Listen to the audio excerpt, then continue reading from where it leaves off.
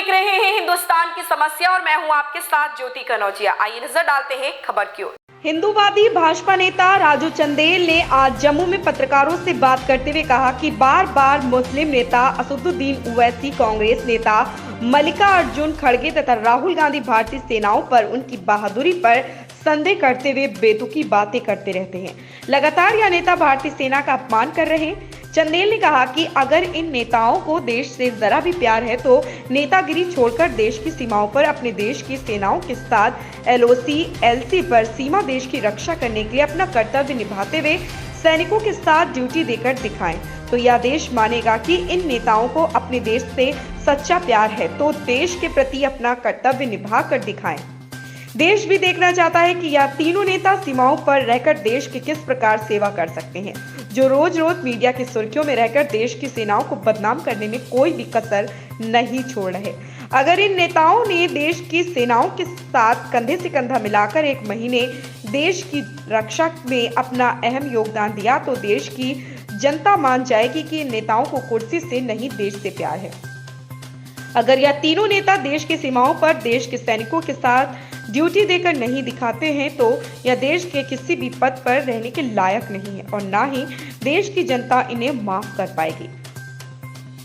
चंदेल ने कहा कि देश की जनता को ऐसे राजनेताओं को देश की राजनीति से बाहर का रास्ता दिखाना चाहिए, जो देश की सेनाओं को उनकी बहादुरी पर बार बार प्रश्न चिन्ह लगाते हो। ऐसे नेताओं को देश की राजनीति में रहने का कोई अधिकार नहीं और जनता को अपना मताधिकार का प्रयोग करते हुए आगामी लोकसभा चुनाव 2024 में वोट न देने का अपना अधिकार अपनाते हुए बाहर का रास्ता दिखाना चाहिए। मनप्रीत सिंह, प्रदेश ब्यूरो चीफ की रिपोर्ट। अखबार और मीडिया की सुर्खियों में रहने के लिए देश की सुरक्षा के साथ जो आज ये खिलवाड़ कर रहे हैं, वो देश के लिए बहुत ही खतरनाक साबित होगा। अगर ये अपने आप को बड़ा नेता कहते हैं, देश की चिंता करते हैं, देश की जनता की चिंता करते हैं, तो मैं कहता हूं कि सेना के साथ ड्यूटी दे करके देखें। आज सियाचिन के ऊपर, ग्लेशियर के ऊपर, कश्मीर की बर्फीली पहाड़ियों में अपनी जान को जोखिम डालकर सैनिक किस प्रकार हमारे देश की रक्षा कर रहे हैं, ये कोई छुपा नहीं। इनमें हिम्मत है ओवैसी के अंदर, राहुल गांधी के अंदर और खड़गे जी के अंदर। तो जाए देश की रक्षा के लिए 1 महीने ड्यूटी दे करके दिखाएं, ये देश आपको मान जाएगा। और देश ही नहीं, मैं भी आपको सलाम करूंगा।